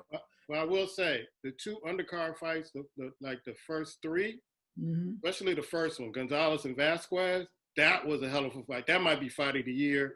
And then you had Ortiz and Singawa, and he just stepped in there. It was a 7th round TKO. And then Badu Jack, just beat the living daylights out of this dude who came from the military. Those were the fights. Those were worth the $50. Were they? I would want my money back. When you just talking about the money. Watching Vasquez and Gonzalez, that was a great fight. You could have put that on Fox. Yeah, you could have. But, that might be one of the fights of the year. Okay. But, yeah. But if I pay for that, I would want my money back. Yeah, because you're paying for Mike Tyson and Roy Jones and Nate Robinson and Jake Paul. But Nate Robinson, man, they got so many memes on Twitter on him. Hey. Oh, man, I was laughing. I was up to like 3 or 4 o'clock in the morning. My stomach hurt laughing at how they clowning him. The only thing I got out of the whole show was I asked you if I was so indulged to indulge. I want to know who the weed sponsor was. Because it's definitely the weed sponsor. Because everybody's smoking weed. I think everybody was high. Even Mike Tyson said he was high. Sugar Ray I think Sugar Ray got quiet because he was on the contact high. Because you ain't hear him talk during the Tyson shows. Like you couldn't hear him and Israel, the guy from the UFC. They ain't even talk. Snoop just took it over because he a professional. Weed smoker. Everybody was high. You know how to handle it. Those other 2, they were quiet. The announcer probably used to smoke with Snoop too, because he was gung ho, he was hyped, But I forgot that Israel and Sugar Ray were there because they ain't say nothing during the fight. Right. He just took over. Matter of fact, Snoop had to go over there and say, "Ain't that right, Sugar Ray?" Yeah, that was right. He was zooted. It's what the world's coming to, baby. It's the future, baby. You can't stop it. That's what it is. I've been saying, you check the archive, I've been saying for the longest time, boxing and wrestling is not much of a deal. Only thing boxing, the difference between wrestling, they don't care if you know it's fake. They don't care. That's what it is. They gave up that mantra years ago. So what? Boxing still wants you to believe that it's right, and they're trying to do the right thing. We used to argue it wasn't fake. Yes. People still argue today about it. They still have that same argument we had years ago. Yeah. They do. But it's a dog world if you didn't know it. Look. At least with wrestling back in it, wrestling as my granddaddy called it, wrestling back in the day, they cut their foreheads so you can see the blood. They don't even do that no more. Wow. I'm sorry, man. I don't give a damn about that $2 million Mike Jordan gave. I'm sorry, bro. Mike. I'm not saying you bought it. You bought it. Bro. Let's be honest. Mike is trying to change his image, man. Yeah. I'm just saying he's trying to change his image, bro. For years, he's been a clown as far as giving stuff away and doing anything. All of a sudden now, he's gonna donate money to charity. What charity? What? Put a name on this charity. Anybody can donate the money. Okay, what charity gave it to? The Josephine Baker Crispy Donut Shop down the street? Bro, come on, man. I'm not falling for that, man. Stop it, man. Come on, man. Michael Jordan knows that Americans now have seen who he really is because they all paid attention to him in the commercials, him winning championships. But it showed he was a buffoon in that, bro. And he's trying to change his image, bro. I'm being honest. That's all that is. So I don't buy it. Yeah, well, when you're hungry, man, sometimes you don't really care where it's coming from. So I give him credit. I give credit where credit's due. So if he's gonna give his proceeds from this thing to folks, hey man. Let me ask a question though. I know it's not going on the show. Just throw out a question. How could you forgive him for giving $2 million? And then when I was speaking about Jason Whitlock, you guys basically got your pitchforks, bro. This man here basically spoke. At least he came on and said some things different. Michael Jordan has never spoke about what he feel and how he changed his mindset. He just throws money. So to me, I'd rather a man come back and admit his wrong and say some things and try to be different as opposed to, hey, take this and I'm helping out. So what happened to Jason Whitlock? Right now, if your car's on fire, keep going, bro. But go ahead. Why did Jason Whitlock feel like he needed to do that? Didn't he lose his job? He did it before he lost his job, bro. It was on. He did this on a daily basis on the show, bro. That's what I'm trying to say. But all I'm saying is that for me, I'd rather a man speak from his heart and tell me what's going on. Michael Jordan has never spoke from his heart, bro. We don't know who the fuck Michael Jordan is. So don't throw me $2 million. I'm gonna go, I just don't get it, man. Where was he when what was going on with Black Lives Matter? Where was he then? Has he even opened up a microphone and said anything? And I'm sorry, man, same thing about Tiger Woods. Tiger Woods, you don't know what you are, bro. So of course you couldn't deal with racism. You're a mixed nut. I'm just being honest, bro. You don't know. Your father didn't really teach you who you are in America. He was busy making you great in golf, and I respect him for that. But you grew up in a world that your father did not prepare you for, and your father wasn't here. That's the bottom line. It is what it is. I mean, ain't no way in the world. When you're a black man in this country, that's what you are, bro. You're a black man in this country. Money doesn't change that, bro. So out of here, he had to step into the limelight. He couldn't deal with it. I agree that some people ain't enough need to do it. They keep your mouth shut. Anytime a woman said they should take you on the back and lynch you, and you defend her, I don't need to read nothing else about you. That's my point. You defended her. Charles Barkley defended her. Ain't nothing else for me to read, bro. Lynch you. Take you out in the back and lynch you. Said it on the Golf Channel. Hello. Yeah. I mean, I get that. I just say though, I always said long ago, a lot of us are trained to deal with things in a certain manner. And then we don't understand that everybody's they're not as strong as we think they should be. And I knew that a long time ago. So truthfully, I've never, and thank goodness my dad taught me these lessons a long time ago. I think we want these so-called superheroes or these people with this money that are African-American that represent, have a platform to represent us and be these strong African-American men. But it ain't in you, it ain't in you. It ain't in you, it ain't in you. Like you said about Tiger Woods' dad, never taught him how to deal with that. So I'm not giving him a pass. I love for him to rise up, but at the same time, I don't take it seriously at all. Because the real strong men of color, African-American men, they about their business. And just because you make money, don't mean you're going to be a strong black man. And I think that's part of this thing where we miss that all the time. It's like, they want to talk to Michael Jordan about politics and all that other stuff. Why in the hell am I going to talk to a basketball player about something he don't know nothing about? Just because you in the limelight, we tend to raise these guys up on a level like they know all knowing, or they're the all representatives of what we should be as men. Hell no. Nah. Hell no. You just play basketball. You swing a golf club real well. That don't make you a scholar or a philosopher. And I think that's what we miss. That's why we pay them all this damn money. But the people that really need the money is the damn teachers that's teaching your damn kids. I know that's a broken ass word, but that's what's real talk. You think about that, the amount of time that children spend with teachers during the week while you at work, babying your kids, picking your kids up, teaching your kids how to tie their shoes, even correcting them because you don't have enough time to do it.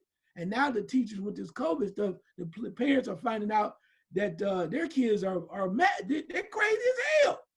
But the teachers always said, we should pay the teachers what they're worth, the good ones anyway, and they will be there forever. Thank God, and our generations and a little bit before us, we had people that cared and they didn't give a damn about the money. It's about getting kids right.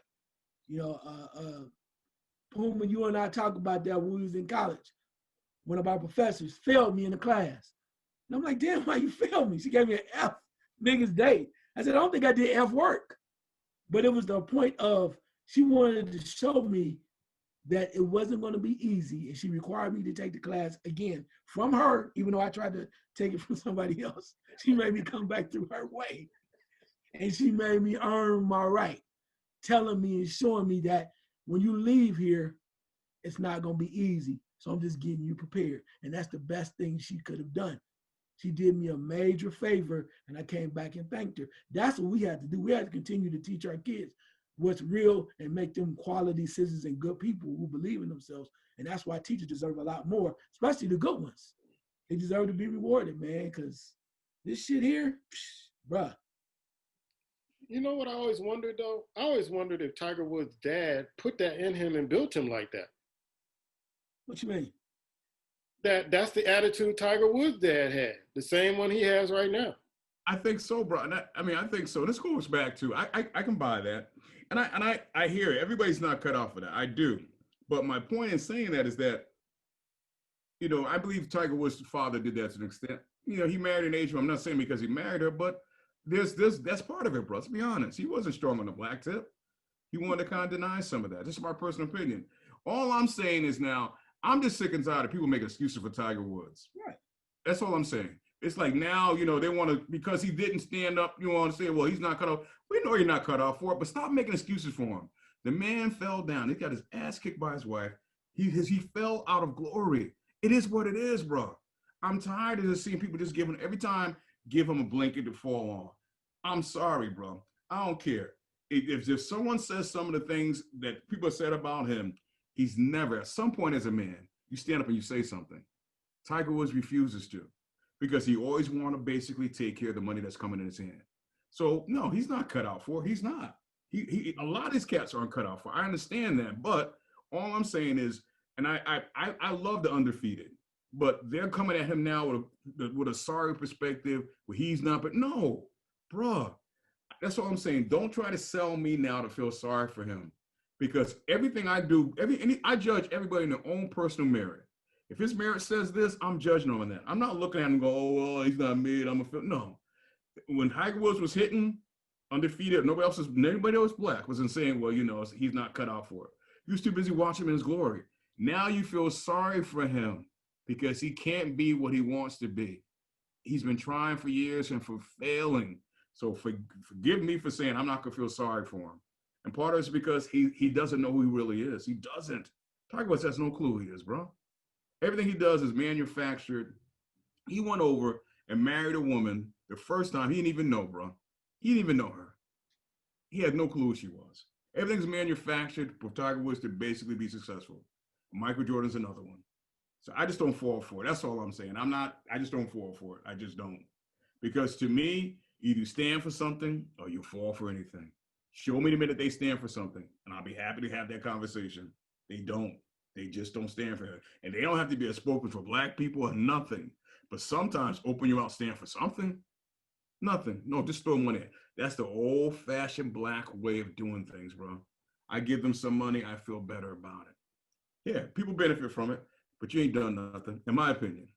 You really haven't. You ain't done anything. This is my opinion. Especially from a man we know don't give a shit about black people. Michael Jordan, let's be honest. Michael Jordan don't care. I watched this show the other night, man. I might talk about on this show. It's called Undoings on HBO Free over the weekend. Actually, I was watching last night the Chicago Bears game. And they talk about a narcissist. And this guy, he was cheating on his wife. He was a doctor cheating on his wife and with a younger Spanish woman. He ended up killing her. And it got to the point where they show his narcissism where he was ready to frame his son, his 15-year-old son. Wow. Yes. It's just, but my point in saying that, I see that when I look at these two cats, bro. They're so into themselves to where they can't see anything beyond. They just can't. It's not their makeup. They don't have that in them. They just don't. So that's why I can't feel sorry for them. I can't come in and go, oh, well, you know, they did this, now they're changing. No. It would cost Michael Jordan nothing. If Michael Jordan never made a dime from this point forward in his life, if he spoke out and said something about what's going on, but he won't do it. You think he has an influence to say some things or see things different? I was reading an article about J.C. Watts, the guy that used to be a Republican congressman. Yeah. He started the Black News Channel a little while ago. It's in Men's Health. I was just reading it yesterday. And he said he lost white friends that came up to him and said, hey, I can't relate to what's going on with this stuff and I'm not black. He said, you don't have to be black. He said, right is right and wrong is wrong. Zip, you're no longer my friend. That's what I'm talking about. That's it, bro. You know, you take a stand for something it's not in you. This guy was a Republican, bro. Straight out Republican. And everybody kind of thought he was an Uncle Tom, but he still had it. He still got it in him. Show me where not Mike Tyson, show me where those two got it in them. It's not there because they're more about themselves. They don't see the need or the cause of anything. They just don't. And that's okay. I mean, I'm okay with that. But I'm not going to be asked to feel sorry for them because nobody asked them to live up to the mantle. No one did. No one. That's just the guilt now they feel because they never did. And they know black people feel a certain way about it. It's a different story when white people are liking you and black people are not. You got a cushion to fall on. Now, when white people stop liking you, like they stop liking Tiger Woods now, and for the most part, Michael Jordan a little bit, where you fall into? And that's where they both are right now. So as a black man, I'm not going to give them a cushion to fall back on. Bang, drop like an egg. So our sports show always turns into when the black men talk. On Spotify and Google. BLK. BLK. Remember the BLK, not black. BLK. That's it.